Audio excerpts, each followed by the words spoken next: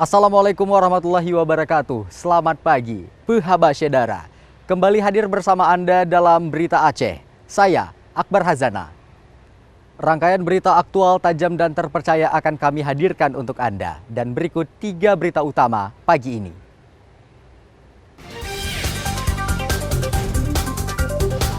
Bawaslu memperingatkan partai politik dan bacalek peserta pemilu untuk tidak memasang alat peraga kampanye atau sejenisnya secara sembarangan.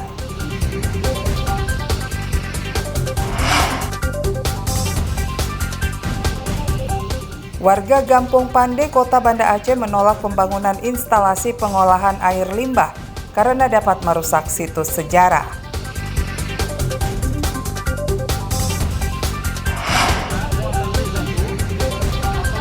Pelajar bersama anggota sebuah komunitas dan warga membersihkan pantai dan lingkungan Gampo Pantereng yang dipenuhi sampah.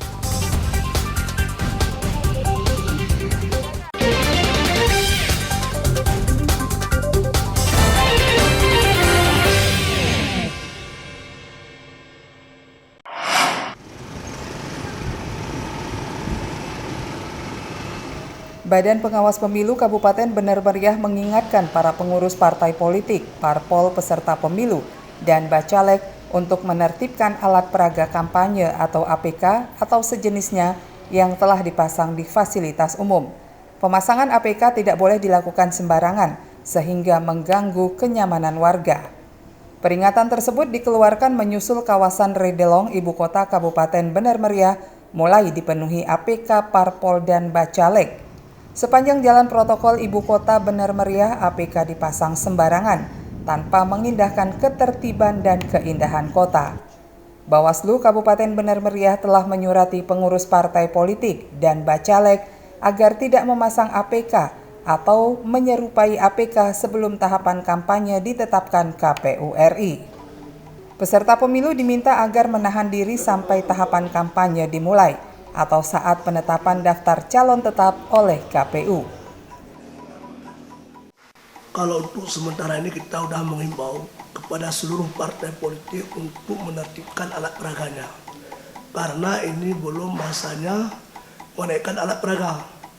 Nanti jadwalnya akan ditetapkan oleh KIP.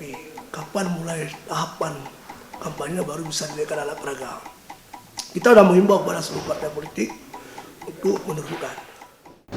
Sejauh ini Bawaslu baru mengimbau dan mengingatkan peserta pemilu 2024. Ketentuan tersebut sesuai dengan peraturan KPU nomor 15 tahun 2023 tentang kampanye pemilihan umum serta pelaksanaan tugas dan wewenang Bawaslu. Tim Liputan Aceh melaporkan dari Kabupaten Bener Meriah.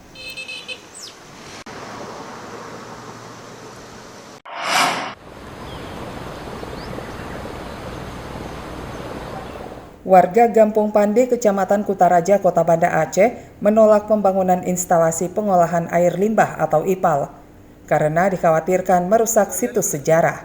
Meski pemasangan pipa sudah berjalan, tapi warga tetap menentang proyek tersebut. Ratusan warga membubuhkan tanda tangan sebagai bentuk penolakan pembangunan IPAL tersebut. Apalagi lokasi IPAL diyakini merusak situs sejarah Aceh, mulai dari nisan kuno hingga pondasi Masjid Kesultanan Aceh. Langkah pemerintah Kota Banda Aceh yang melanjutkan pembangunan IPAL dinilai menzalimi warga Gampung Pande. Meski Balai Purbakala dan Sejarah Nitra sudah menjamin tidak ada situs di lokasi IPAL, tapi warga tetap belum terima.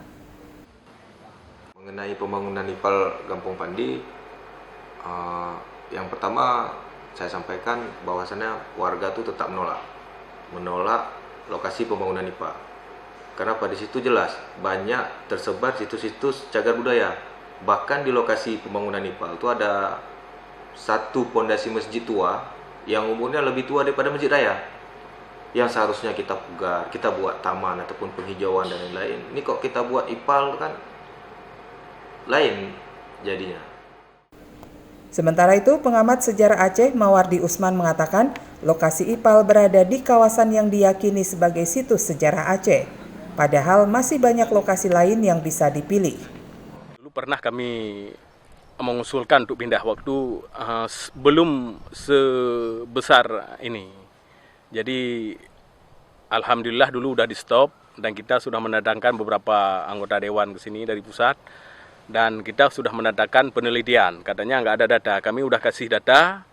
Nah, tapi tetap proyek ini dilanjutkan. Itu di sini banyak makam, banyak benteng-benteng dan banyak peninggalan istana kerajaan Aceh Darussalam. Prinsipnya kita tetap menolak. Pembangunan IPAL terus berlanjut, bahkan sudah mencapai 11%, atau pemasangan pipa 600 mm mulai dari Gampung Peniti hingga Gampung Pande. Namun proyek ini masih ditentang warga setempat. Tim Liputan Aceh melaporkan dari kota Banda Aceh. Aktivitas jalan itu sendiri, karena posisinya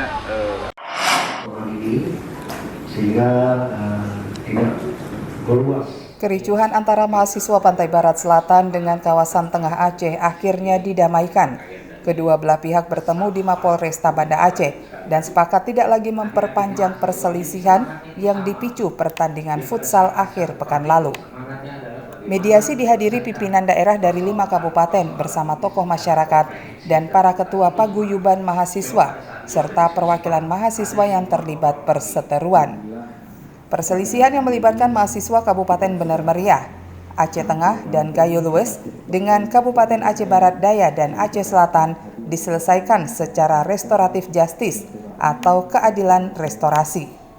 Polresta Banda Aceh bersama Pemko Banda Aceh memfasilitasi penyelesaian secara keadilan restorasi sehingga masalahnya tidak dilanjutkan ke ranah hukum atau dianggap selesai.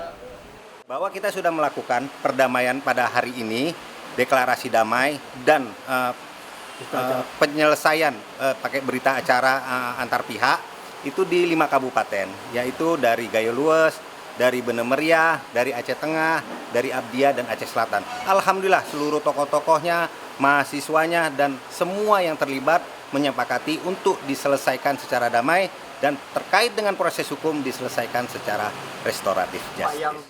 Alhamdulillah hari ini sudah ditandatangani fakta perdamaian berita acaranya dan semuanya bersepakat bahwa ini harus diakhiri. Kita melihat bahwa poin penting yang dirumuskan dalam perdamaian ini adalah sama-sama saling menyadari bahwa apa yang telah terjadi ini merupakan kesalahpahaman dan sama-sama sudah mengikrarkan tidak akan mengulangi hal yang sama lagi dan sama-sama menjaga perdamaian di antara mereka. Perseteruan kubu bagian Aceh Tengah dan mahasiswa Pantai Barat Selatan Aceh ini disebabkan kericuhan pada pertandingan futsal pekan lalu. Masalah ini kemudian melebar hingga tindakan anarkis, yakni percobaan pembakaran anjungan warga Gayo Lues di Taman Sultanah Safiatuddin, Banda Aceh. Ulah segelintir mahasiswa ini dibalas dengan perusakan asrama mahasiswa Aceh Barat Daya hingga memancing emosi khalayak setelah heboh di media sosial. Polisi harus bergerak cepat dengan mengamankan 11 mahasiswa yang diduga terlibat percobaan pembakaran anjungan Gayo Lues tersebut. Setelah upaya damai, 11 mahasiswa tersebut diserahkan kepada orang tua dan tokoh masyarakat daerah mereka yang ada di Banda Aceh. Tim Liputan Aceh melaporkan dari kota Banda Aceh. Sehingga tidak meluas.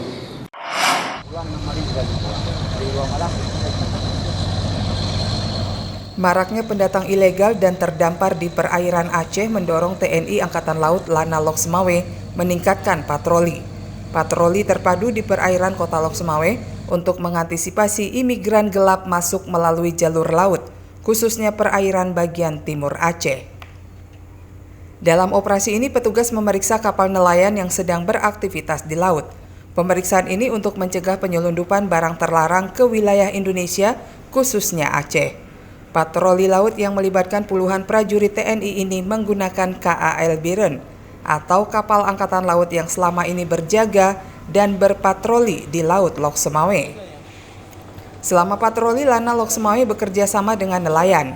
Mereka meminta nelayan segera melapor ke petugas jika menemui kapal asing yang mencurigakan dan masuk ke perairan Aceh. Kita untuk patroli yang dilaksanakan oleh Lok Semawe melaksanakan patroli sehari-hari dengan sumber daya potensi alutsista yang ada.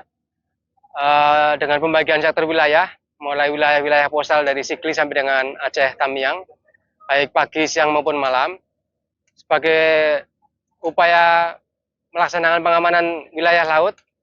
Konsep operasi kita selain dengan patroli laut, kita juga kolaborasi dengan potensi intelijen kita sebagai sumber data awal kita dalam melaksanakan operasi di lautan Lok Sumawe. Patroli laut dinilai bisa menghalau imigran gelap dan barang-barang terlarang masuk ke perairan Indonesia, khususnya Lok Sumawe. Pada kesempatan ini, nelayan diimbau tidak menggunakan pukat harimau yang dapat merusak ekosistem laut. Tim Liputan Aceh melaporkan dari kota Lok Sumawe.